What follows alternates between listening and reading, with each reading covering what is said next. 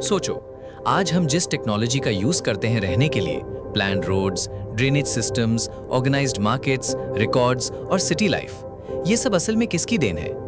जब हम मॉडर्न दुनिया को देखते हैं, हमें लगता है कि ये सब आज की इंजीनियरिंग और टेक्नोलॉजी का नतीजा है। लेकिन सच ये है कि हजारों साल पहले कुछ सिविलाइजेशंस ने सिर्फ रहना ही नहीं, बल्कि शहर को चलाना भी समझ लिया था।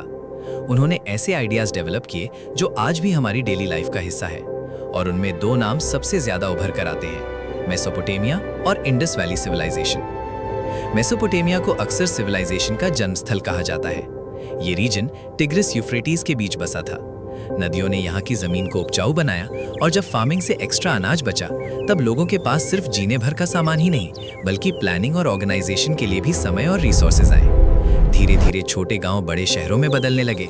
लोग अलग अलग काम करने लगे। कोई खेती करता था, कोई कारीगर था, कोई व्यापारी था, और कोई एडमिनिस्ट्रेशन संभालता था। इसी तरह अर्बन लाइफ का एक नया रूप सामने आया। मेसोपोटामिया के अंदर एक शहर था, मारी। मारी को समझना बहुत जरूरी है, क्योंकि ये सिर्फ एक पुराना शहर नहीं था, ये अपने समय का एक मेजर ट्रेड सेंटर था। इसकी लोकेशन ऐसी थी कि यहाँ से गुजरते हुए ट्रेड रूट्स अलग अलग रीजन्स को जोड़ते थे। मर्चेंट्स दूर दूर से यहाँ आते थे। यहाँ ग्रेन्स, टेक्सटाइल्स, मेटल्स, टिम्बर और लग्जरी गुड्स का एक्सचेंज होता था। लेकिन इस कहानी का सबसे इंटरेस्टिंग हिस्सा सिर्फ गुड्स का सफर नहीं है। असल बात यह है कि इतना बड़ा ट्रेड बिना सिस्टम के मुमकिन ही नहीं था।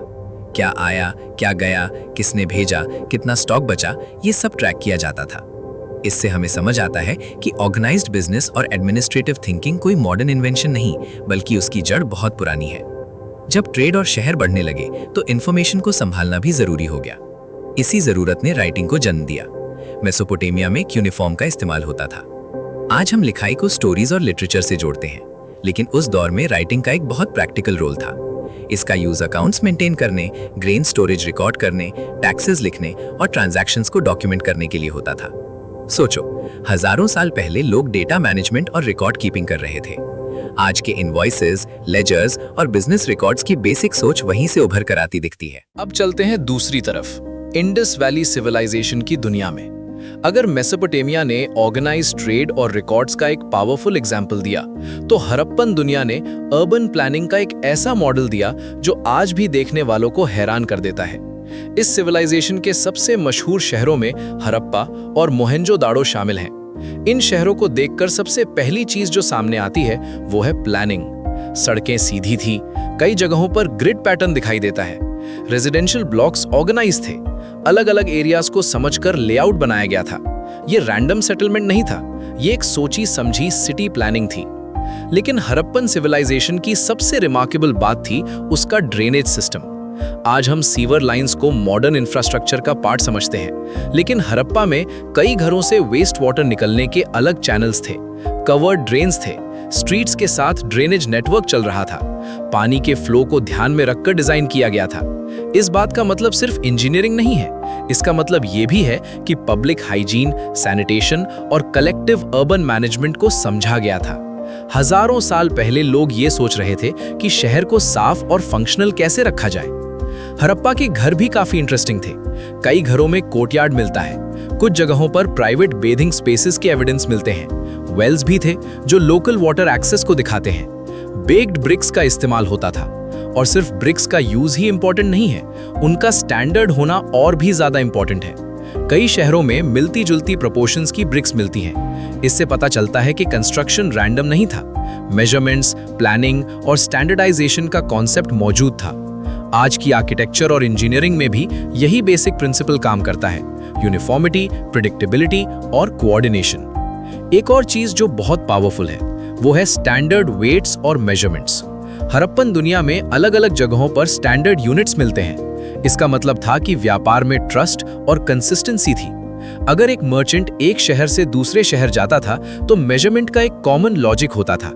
आज की इकोनॉमी में स्टैंडर्ड्स कितने जरूरी हैं, ये हम सब जानते हैं, लेकिन उन स्टैंडर्ड्स की अर्ली सोच उस दौर में भी मौजूद थी। सबसे इंटरेस्टिंग बात यह है कि ये दोनों सिविलाइजेशंस एक दूसरे से बिल्कुल अलग और डिस्कनेक्टेड नहीं थी। आर्कियोलॉजिकल एविडेंस ये संकेत देता है कि मेसोपोटामिया और इंडस वैली के बीच ट्रेड लिंक्स मौजूद थे। गुड्स, मटेरियल्स और शायद आइडियाज भी मूव करते थे। इसका मतलब है कि एंशिएंट वर्ल्ड उतना आइसोलेटेड नहीं था जितना हम अक्सर समझ लेते हैं। लोग नेटवर्क्स बना रहे थे, लॉन्ग डिस्टेंस एक्सचेंज कर रहे थे और अलग रीजन्स एक दूसरे से जुड़े हुए थे। अगर हम इन दोनों सिविलाइजेशंस को ध्यान से देखें तो एक बहुत सिंपल लेकिन पावरफुल बात सामने आती है। आज हम जिस चीज को मॉडर्न अर्बन लाइफ कहते हैं, planned neighbourhoods, organised trade, accounting, standard construction, drainage और पब्लिक यूटिलिटीज, उनका बेसिक फाउंडेशन बहुत पहले रखा जा चुका था। जरूर आज की टेक्नोलॉजी का स्केल अलग है, आज मशीन ज्यादा एडवांस्ड हैं, लेकिन जिस कोर लॉजिक पर सिटीज चलती हैं, ऑर्गेनाइजेशन, प्लानिंग, मेजरमेंट, सैनिटेशन और एक्सचेंज, वो लॉजिक नया नहीं है।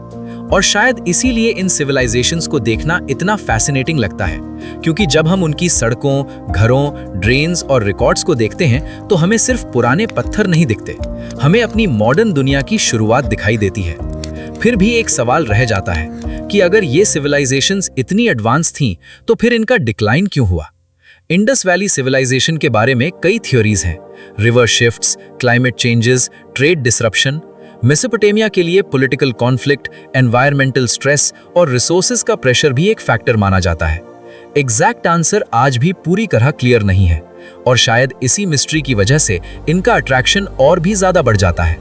तो अगली बार जब तुम किसी मॉडर्न सिटी की रोड पर चलो, किसी ड्रेन कवर के पास से गुजरो, किसी मार्केट में ट्रांजैक्शन करो या किसी प्लान्ड नेबरहुड को देखो, एक बार सोचना, हो सकता है तुम जिस मॉडर्न दुनिया में खड़े हो उसकी बुनियाद हजारों साल पहले रखी जा चुकी थी।